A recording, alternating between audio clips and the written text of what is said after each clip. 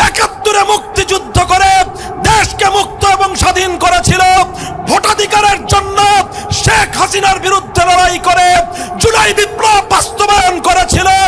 এদেশের 70% মানুষের ভোটের অধিকার বাস্তবায়নের জন্য যদি আরেকটি বিপ্লবের প্রয়োজন হয়, আরেকটি অভ্যুত্থানের প্রয়োজন হয়, সে অভ্যুত্থানের জন্য প্রস্তুত থাকবে তো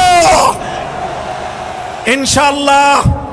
আমরা সরকারকে বলি, আপনার সুমতি হোক, খবরদার জনগণের ভোটাধিকার নিয়ে যদি খেলবার চেষ্টা করেন, এটা সে আগুন যে আগুনে আইয়ুব খান পুরো ছারখার হয়ে গিয়েছে। এটা সে আগুন যে আগুনে শেখ হাসিনা তার গতিসহ জ্বলে পুড়ে ছারখার হয়ে গিয়েছে। এই আগুনে হাত দিলে তারেক জিয়া এবং বিএনপি সরকার তোমরা জ্বলে পুড়ে ভস্মীভূত হয়ে যাবে ইনশাআল্লাহ। জনগণের অধিকার